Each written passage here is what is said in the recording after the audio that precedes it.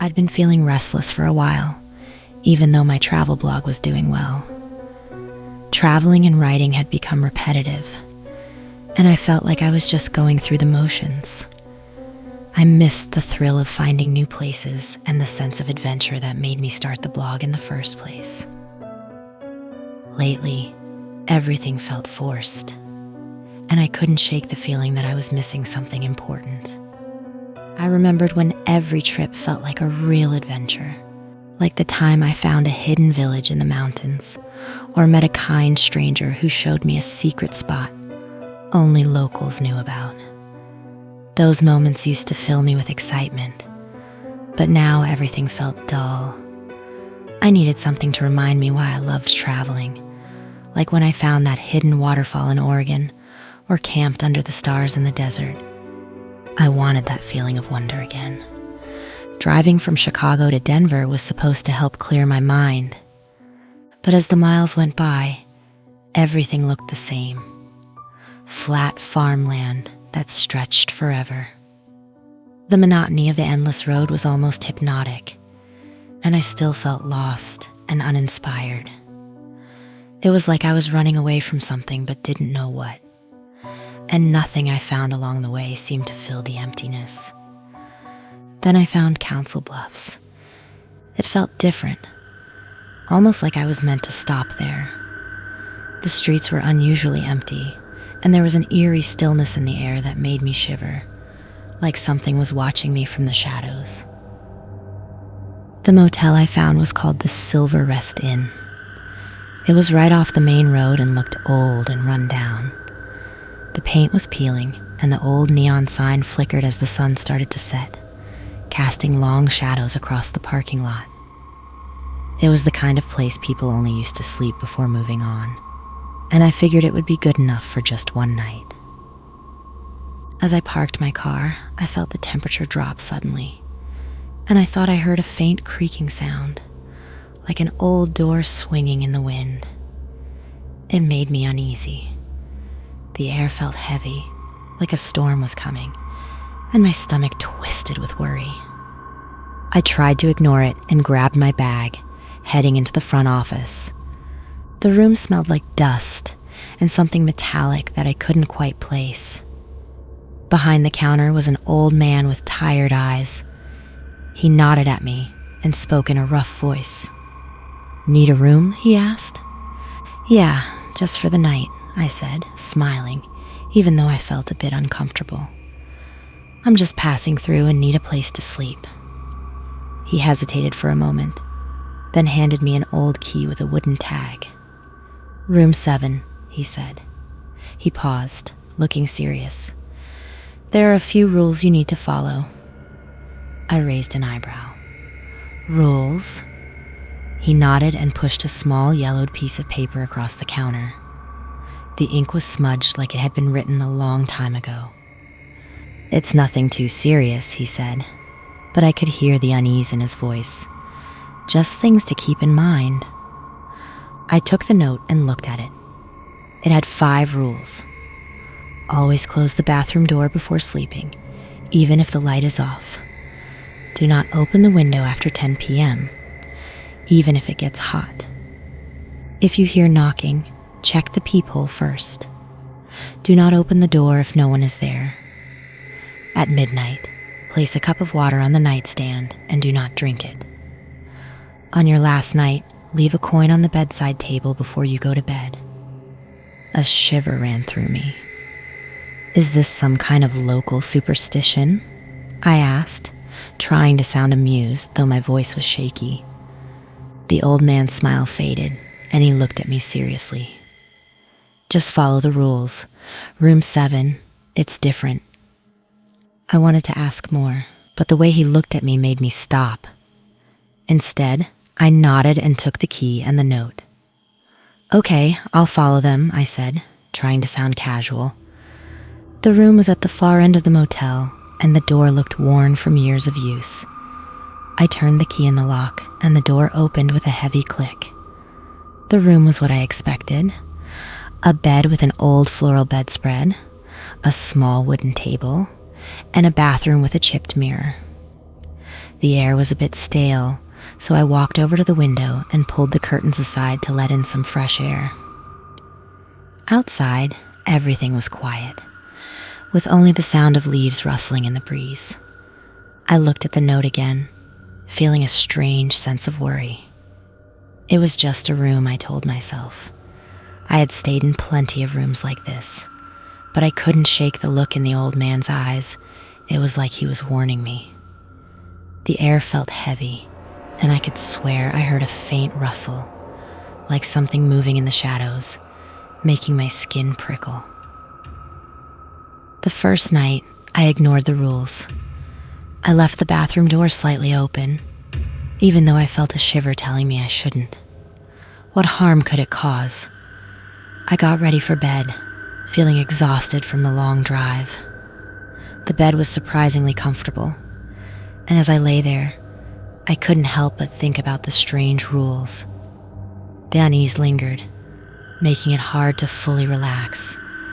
Eventually, exhaustion took over, and I fell asleep. I woke up at 3 a.m. The room was dark, but something felt wrong. The air was damp, like just before a storm. I looked at the bathroom, and my heart skipped a beat. The door, which I had left partly open, was now wide open. The darkness inside seemed to move, almost like it was alive. My heart started to race, and then I heard it. A deep growl coming from the bathroom, like an animal in pain.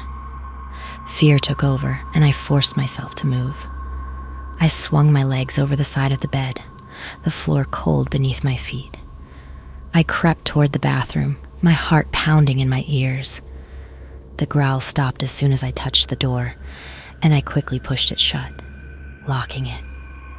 I stood there, breathing hard, waiting for any other sound. But the room was silent again, and slowly, the damp feeling in the air went away. I climbed back into bed, pulling the covers tightly around me, keeping my eyes on the bathroom door until I finally fell asleep. My dreams were uneasy, filled with fleeting images of shadows moving across the walls and whispering voices I couldn't understand. Every time I thought I was about to make out the words, I would wake up in a sweat, only to find the room quiet and still. The next morning, I tried to shake off the fear from the night before. Maybe I hadn't closed the door properly, and the strange growl could have just been the wind or old pipes. I didn't want to think too much about it, so I spent the day exploring Council Bluffs.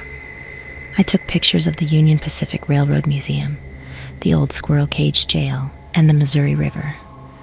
The town was quiet and had a sort of eerie beauty to it. People were polite, but not very friendly, and they seemed to look at me strangely when I mentioned the motel. "You're staying at the Silver Rest Inn?" the waitress at the diner asked, her smile fading.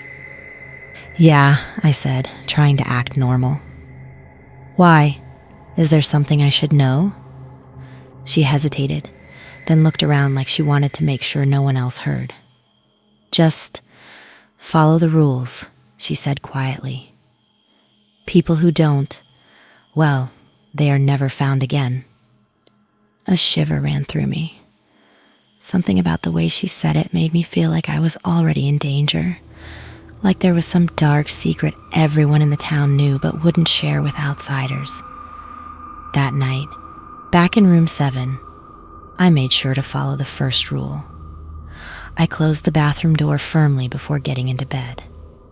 I looked over the list again, my eyes lingering on the second rule. Do not open the window after 10 p.m., even if it gets hot. The room felt stuffy. The air conditioner rattled, but it wasn't doing much to cool the room. By 11 p.m., I was sweating, and my shirt stuck to my skin. I knew what the note said, but no matter how hard I tried, I felt like I couldn't breathe, like something was very wrong with my throat. I walked over to the window and opened it, letting the cool night air in. The breeze felt amazing, and I sighed with relief. But then I heard it. Footsteps on the gravel outside the door. Slow and deliberate. My whole body tensed up. The footsteps got louder, and then there was a soft knock at the door. Then another, louder this time, like whoever it was wanted to be let in. My heart pounded as I crept towards the door, my eyes on the peephole. I looked through the peephole, but there was nothing, just darkness. The knocking continued, getting louder and louder, echoing in the small room. I backed away, my gaze darting to the open window. The curtains moved with the breeze, and I rushed over to close the window. As soon as it was shut, the knocking stopped. The silence that followed was almost scarier than the knocking. My hands were shaking, and I stood there, trying to make sense of it. There had been no one there, but the knocking and footsteps were real. I rushed to close the window, but it was like something invisible was pushing against it, making it almost impossible to move. I struggled with all my strength, my breath coming in ragged gasps, until finally, with a surge of effort, I managed to close it. Suddenly, the bathroom door burst open, and what seemed like an obscure creature on 4 legs lunged out. It looked like a twisted, shadowy animal. Its body was long and skeletal, with jagged, bony legs that ended in sharp, claw-like points. Its face was featureless, a black void that seemed to absorb the light around it. My heart stopped as it came at me, and I closed my eyes, bracing for impact. But then, nothing. The sudden silence was deafening, as if the entire room had been swallowed by emptiness. I felt a strange, hollow stillness, like the world itself had paused. When I opened my eyes, the creature was gone, as if it had never been there. I collapsed onto the bed, my heart pounding painfully in my chest. I felt like I was losing my mind. I picked up the note again, and the words seemed even more important now. These weren't just silly superstitions. They were rules meant to keep me safe from forces beyond my comprehension. That night, sleep did not come easily. Every small sound seemed amplified. The creak of the bed, the rustle of the curtains. I kept my eyes fixed on the bathroom door, half expecting it to swing open again. When I finally drifted off, my dreams were filled with dark figures standing at the edge of my bed, their faces hidden, their whispers growing louder until I woke up, drenched in sweat. By the 3rd night, I was terrified. I knew there was something in room 7, something dangerous. I had to follow every rule exactly. I closed the bathroom door, kept the window shut, and made sure to listen carefully before answering any knocks. But there was one rule I had forgotten: the cup of water on the nightstand. It was past midnight when I remembered. My heart started to pound as I rushed to fill a cup of water from the bathroom sink and set it on the nightstand. I lay back down, staring at the ceiling, trying to calm myself. The room felt different, like the walls were pressing in on me, the shadows growing darker and more defined. I could feel the weight of something unseen watching me. When I finally fell asleep, my dreams were dark and unsettling. I was back in the motel room, but everything felt wrong. The walls seemed to move, expanding and contracting like they were breathing, and shadows gathered in the corners, whispering. Figures stood at the edge of the bed, hidden by darkness. I tried to move, but I felt like something was holding me down, a heavy pressure on my chest that made it hard to breathe. I woke up suddenly, my heart racing. The room was completely dark, and as my eyes adjusted, I saw something that made my blood run cold, long, slender handprints on the outside of the window. A chill went through me, and then I felt it.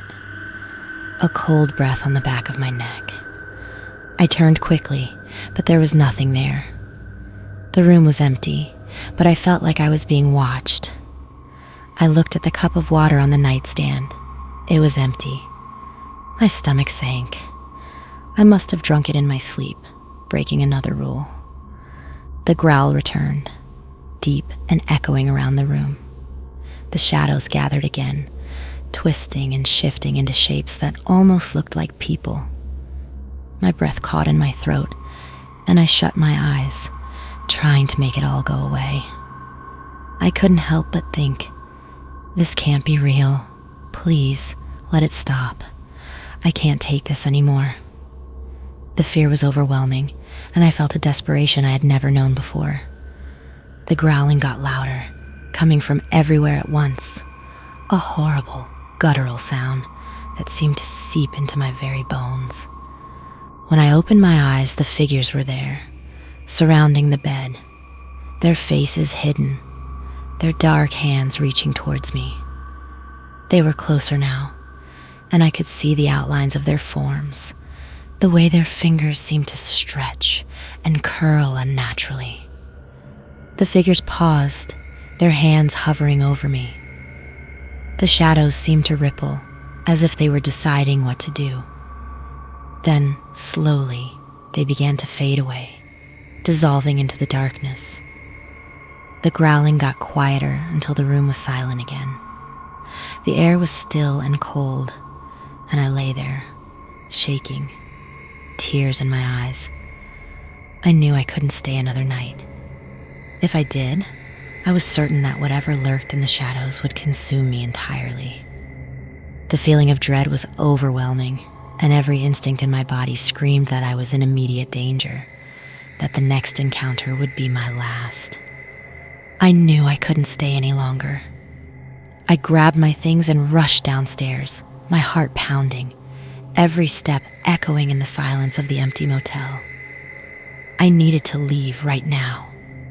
My hands were trembling, and the fear clawed at my chest, making it hard to think clearly.